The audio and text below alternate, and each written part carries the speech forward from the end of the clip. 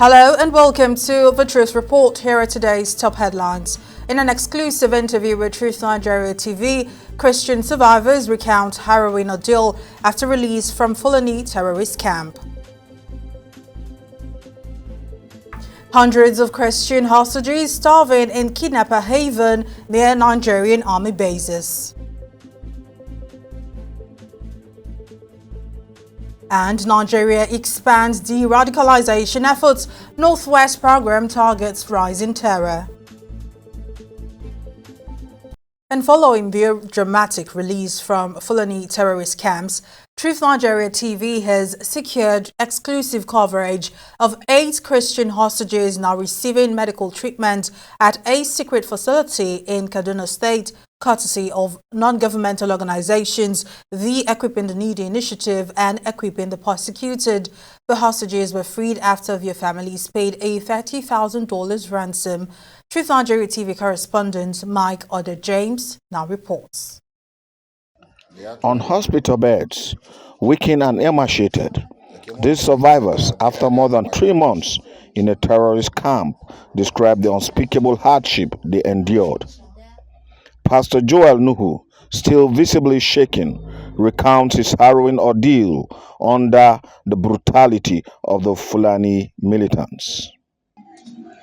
Suka zo suka yi garkuwa da mutane a ranar mutane ne wajen 26 waɗanda aka yi garkuwa da su. Ana bukatan kuɗi ne, ba karamin kuɗi ba, kuɗi ne wajen miliyan 100 wanda yake bukata a hannu. Gaskiya da muka je can sai suka dinga fesa mana waɗansu abubuwa wanda kuma ba mu san su ba, yake kawo mana tari da kuma waɗansu tashin hankali wanda jikinka ma zai mutu. Ka dinga dukan mutane ba sa so tun kallon ka, ka dinga kallon su, sa maka kyalle a ido, ba sa so tun ka dinga kallon su. Kana shan azaban duka, ba wani abinci, ba wani ruwan sha, ba wani abubuwa na sutura, balle abin da za ka sa a ciki. Gaskiya a cikin abincin da ake kawo mana baya iya wucewa a samu a sati ɗaya. Daga samun sati ɗaya nan baka kara samun abinci, sai da yayan itatuwa waɗanda dai ka iya san su, wanda za ka iya cin su. Another victim, weakened by the ordeal, described watching 3 of his brothers died at the hands of the militants. To a lokacin da aka kashe su, muna nan dai da yamma aka daure su, tare da mu ne aka daure mu a igiya ɗaya tare da su. Sai mutum ɗaya wanda shi mara lafiya wanda aka daura shi a gefe. Shi wanda aka daura mu a layi ɗaya da shi, lokacin da aka harbe shi, muna nan dai ogan namu wanda ya yi kes namu, muna nan muna zaune sai muka ji ga zuwan shi. Wai aka mishi abun da shi bai ji daɗi ba, yana nan da bayan mu kafin dai a ankara. Liatu Jibril, one of the female survivors, explained that the Nigerian military attempted to storm the camp to rescue them, but the militants claimed to have repelled the attack.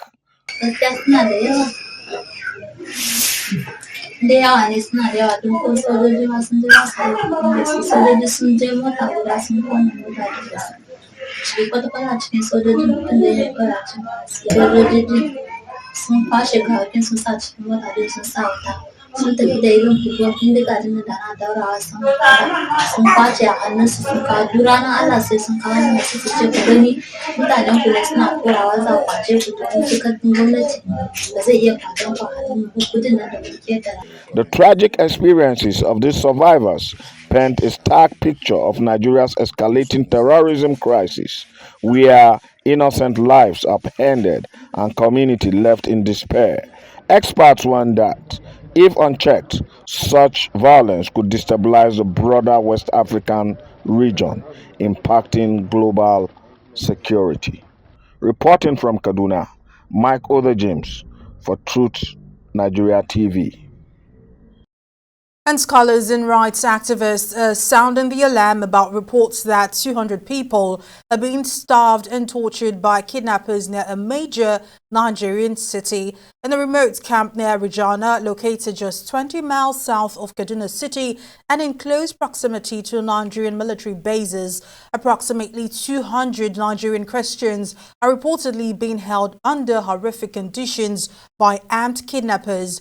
Following video release exclusively reported by TruthNigeria TV, 6 adults and 2 children, victims of an 85-day ordeal, were freed after their families paid a ransom of $30,000. Experts have voiced strong criticisms of the situation.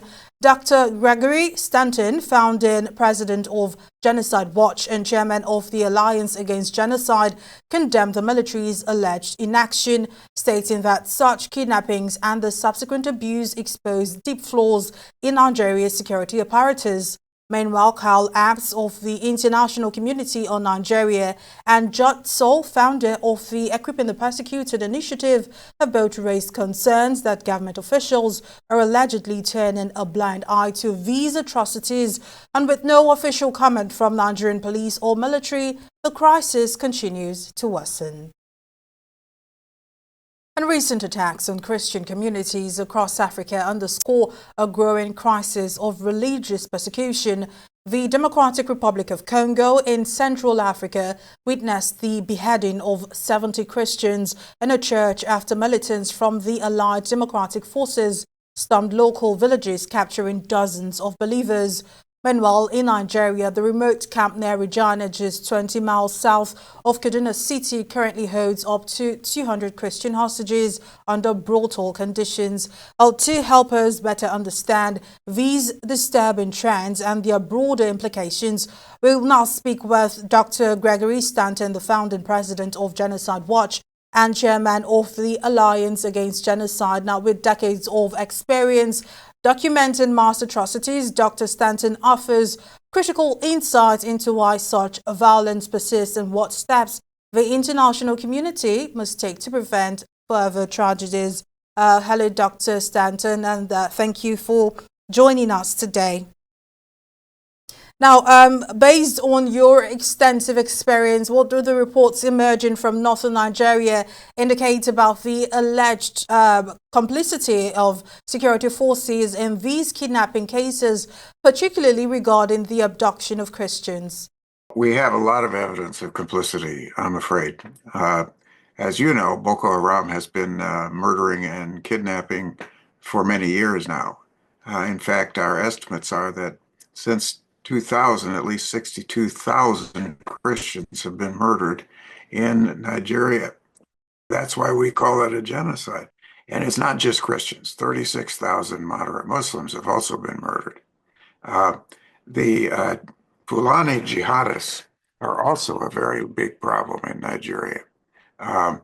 They are, of course, different ethnically, and the Kanuri are the main groups in Boko Haram, whereas the Fulani are the main groups in the central belt of Nigeria. So what we have here is not only an ethnic genocide against different ethnic groups besides the Fulani and the Kanuri, we also have religious jihad in which the Fulani are pursuing what is very old in Nigeria, namely an attempt to Islamicize the country. And they took over, as you know, the north in Nigeria. Now, considering Nigeria's current security challenges, is there a real risk that the situation could spiral into a full-blown humanitarian crisis? Well, it is already a full-blown humanitarian crisis, but do you think it could get even worse, you know, similar to what was seen in Congo, given the pervasive fear among residents of northern Nigeria? Yes, indeed. It could be worse, although it's already terrible. Remember the huge kidnapping of girls in Chibok, and we had a massacre not just in the northeast or in the central belt, but even in Owo, just in Ondo State, and you know, where they actually attacked an entire church during a Pentecost service. So this is not just limited to one particular section of Nigeria. What's really going on is an overall breakdown in law and order in Nigeria. And one of the reasons for that is that it appears to me that the Nigerian army and the police are not doing what they could to stop this. I think it's because they're being paid off. I think it's because there's complicity, that the Nigerian army has people in it who are gaining financially from this. And I also think that in the north, the Fulani jihad is also being financed by a number of generals who own huge cattle herds, so that when they want to increase the territory that their herds can graze on, they will take no action to stop these jihadists. In fact, the jihadists will arrive in huge groups. They'll maybe have 100 vehicles with machine guns mounted on them, and they'll wipe out whole Christian villages. So it's not just religious either. In other words, it is part of this overall takeover of territory that the generals who have these herds want to increase. All right, now, Dr. Stanton, you witnessed the 1994 Rwandan genocide and have long been involved in anti-genocide efforts. What long-term impacts might these human rights abuses in Nigeria have on the regional stability of West Africa? Well, first of all, Nigeria is, of course, the largest country in terms of population in Africa. So it would actually have implications for all of Africa. The other reason is that not only have I seen the aftermath of the Rwandan genocide, and I've been working on that, as I said, for many years, I saw it coming. I warned the president of Rwanda that they were going to have a genocide in Rwanda 5 years before it happened. I was in Rwanda, living there in 88 and 89, and organized a conference on genocide prevention. And it was very clear to me already that all the early warning signs were there. So I went to the president of the Supreme Court and I said, these ID cards, can't you get, the ethnic identity taken off of these? He said, no, we don't have judicial review. You have to go to the president. So I did. I got an appointment with President Habyarimana, and I went in and saw him, talked to him about it. He didn't want to hear it. What I found out, of course, was that he was really one of the people who was pro-Hutu and really didn't want to stop this. And what we've got in cases of Nigeria, for instance, you've already got a genocide that occurred back in the late 60s, and that civil war cost probably 1 million lives as well. So what we've got here is something where we're warning about it. And if people don't take us seriously now, if the Nigerian military doesn't stop this and the police stop this, it could develop into a full-scale genocide. Well, finally, before I let you go, with reports of starvation and torture in these terrorist camps, do you believe the international community has a responsibility to intervene now to prevent what you describe as a potential full-blown genocide? Yes, I believe the international community does have that responsibility. It's because I believe we're all part of the same race, the human race. There's only one race, it's the human race. And we are part of the same family. And so I think we do have that responsibility. The problem that I now face, though, is we are in a country in the United States in which we have a president who believes in America first. He is not going to do anything to stop this. And I'm afraid, American people voted him into office. But I don't think there's going to be any likelihood that we're going to do anything to intervene. The same was true under President Biden. He had a Secretary of State, Blinken, who denied that this was genocide at all. He, in fact, denied there was even any religious aspect to it. He was just wrong. He doesn't know what genocide is. But what we have here, in other words, I believe, is a case where Nigeria has got to take care of itself. Nigeria has got to use its wealth, its enormous wealth, to stop this genocide and stop this total breakdown in law and order. All right, now, Dr. Gregory Stanton, founding president of Genocide Watch and chairman of the Alliance Against Genocide, thank you so much for your time and your insights. Well, coming up after the break, Turkey's power expands in Africa and Cairo boosts military and economic reach in Sahel region. More details of the story and others when we return. Stay with us.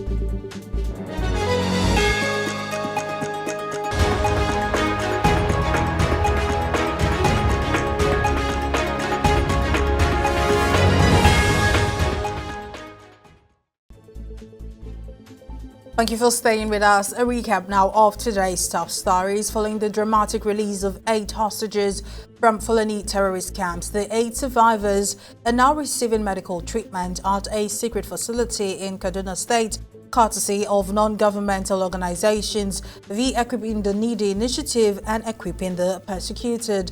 The hostages were freed after their families paid a $30,000 ransom. And scholars and rights activists are sounding the alarm about reports that 200 people are being starved and tortured by kidnappers near a major Nigerian city. In a remote camp near Rijana, located just 20 miles south of Kaduna City and in close proximity to Nigerian military bases, approximately 200 Nigerian Christians are reportedly being held under horrific conditions by armed kidnappers.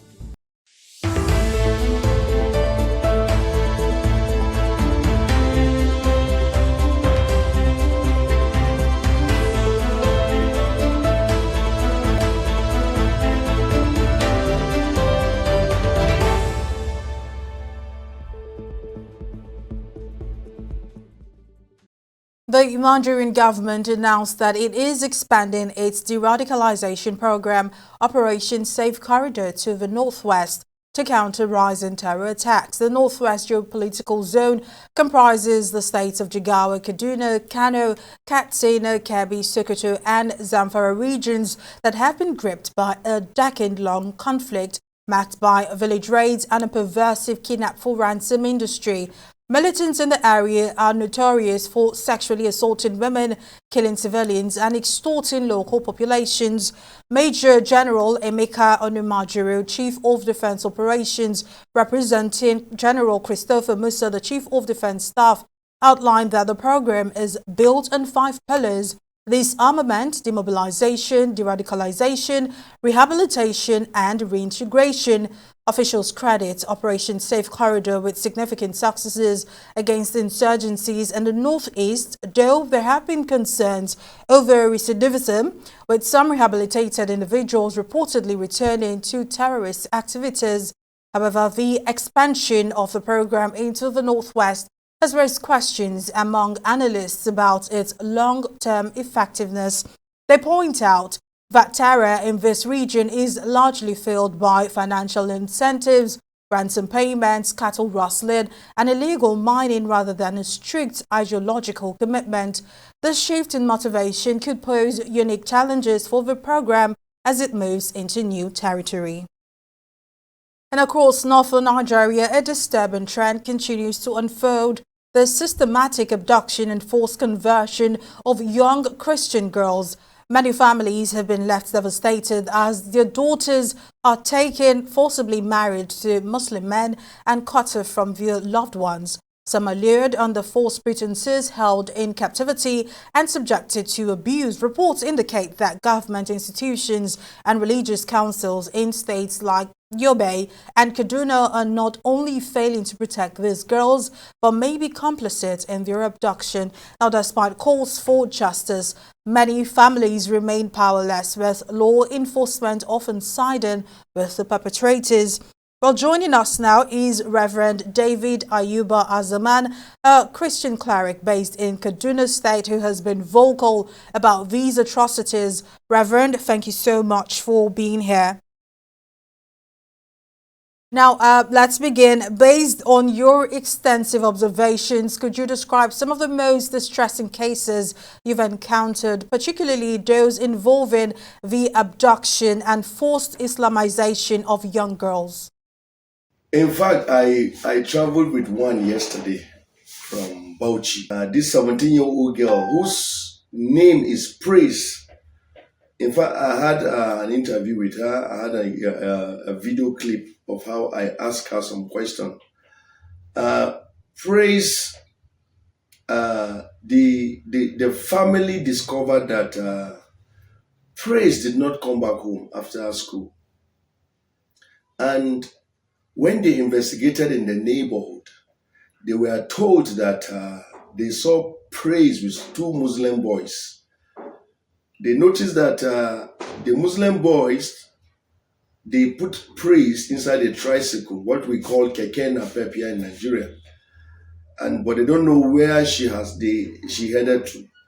So the family of Praise now discovered who those young boys are, and they now asked them, "Where is our sister?" And they said they don't know, but they said you are the last two people they saw her with. That is after 2 days. 2 days I've not seen Praise at home. So now they reported the case to the police station in Bauchi. So when they reported the case, the two boys were arrested. And after they were arrested, some people, some of them even claimed to be politicians. They came to the police station trying to get the release of these two young boys. But thank God, some of the police in that stations are Christians, because sometimes when you are dealing with Muslim policemen, you might not get justice. All of a sudden, according to the sister, there is a man that came as a politician. He was busy calling where they call the Sharia Council, the Sharia Council of Bauchi State, that they should hurry up and bring the letter. They should hurry up and bring the letter. Let them serve the letter to the parents. And they eventually came. When they eventually came, they came with a letter, but not with the name of the father of Praise. Why they give letter is that they will serve Christian parents and tell Christian parents that now your daughter is a Muslim, is with them. We're able to get the release of Praise. And Praise said there are other Christian girls that she saw there in that Sharia council. So they abduct our Christian girls, and the state is aware of it because the Sharia Council is a state government organization. All right, now, from all you've said, are you alleging the involvement of state governments in facilitating or failing to prevent such abductions and forced Islamization? Most of the northern states of Nigeria, they have what is called Sharia Council and Dawa Council. The Dawa Council, they are like the missionaries, Muslim missionaries. They are the ones that go and get these ladies. When they get them, they now take them to the Sharia Council. And these are people that propagate Islam. And they are being sponsored by this most of these northern state government. They have their backing. And sometimes when we have cases like this, even the security agencies in these states, especially if you meet Muslims, they frustrate the effort. Now, with families, we've seen families paying ransoms as high as 40 million naira despite Nigeria's challenging economic conditions. Now, what long-term effects do you anticipate this ransom economy will have on local Christian communities and the entire regional stability? You see, before this kidnapping became uncontrolled, in Kaduna State, and specifically Southern Kaduna. We have world-class schools springing up. We have the Greenfield University, it was springing up in Southern Kaduna. We have the Baptist High School springing up. We have the Covenant Secondary School, world-class secondary school. And these secondary schools, this university, are in the outskirts of town. So after Greenfield University students were kidnapped, and the Baptist Secondary School, where about almost 100 or more than 100 students were kidnapped, most of these schools in Southern Kaduna have to close down. They have to close down. You can see that even education is affected. Before we go to the financial aspect, these Southern Kaduna people are farmers. They pay tax to farm, apart from the ransom they pay. Some, they cannot go to their farms. Some, when they farm, these Fulanis, because the kidnappers are Fulanis, they send their cows inside these farms to eat their crops. So the Christians are affected. And look at it. It is going down in the northern part, while the Christian part is not increasing. But before, when this government came in, it was going down in the southern part, where the Christians are, where it is happening in the north. So because of the amnesty now, those kidnappers in the north, they are now coming down south. All right, now, Reverend David Ayuba Azaman, the Assistant General Overseer of King's Worship Chapel in Kaduna State, thank you so much for your time and your insights. Moving on now, Nigeria's National Drug Law Enforcement Agency has finally arrested one Ogbonnaya Kevin Jeff at his hideout in Ojo County, Lagos State, ending his 17-year reign in the international drug trade.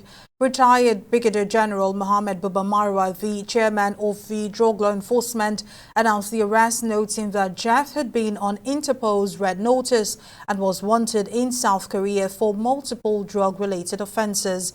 Investigations reveal that Jeff recruited young Nigerians as drug couriers and laundered proceeds through electronic imports. The Seoul Central District Court had earlier issued 2 arrest warrants against him with charges carrying a maximum life sentence. About 20 days ago, on Wednesday, 12th February 2024, we achieved that objective in the successful arrest of Ogbonnaya Kevin Jeff, a 59-year-old drug baron. Additionally, we recovered some illicit substances in a storehouse at the back of his house. Ogbonnaya Kevin Jeff is not a typical domestic drug baron. He is an international trafficker operating both from Nigeria and abroad. And Turkey is expanding its influence in Africa's Sahel region, strengthening military and economic ties with key nations. This shift comes as countries like Niger, Chad and Nigeria move away from traditional Western partnerships, citing dissatisfaction with past security agreements. In a significant move, Turkey has taken over France's former military base in Chad, deploying drones to bolster defense cooperation. Meanwhile, Niger, after expelling Western forces and cancelling French mining contracts, has turned to Turkey for military and economic support. This includes energy development and intelligence sharing, as Ankara positions itself as a reliable partner without the human rights conditions tied to Western aid. Nigeria has also deepened military ties with Turkey, purchasing 44 TB2 drones to combat Boko Haram and other militant groups. Experts argue that the U.S. must rethink its approach to regain influence in the region. Friday, Agbo, head of the Alta Consult, told TruthNigeria TV that Washington should expand trade initiatives, increase investment in energy projects, and deepen diplomatic engagement beyond military aid. Well, that's the bulletin from the Truth Report. I am Mary Kanu. See you next time. Bye for now.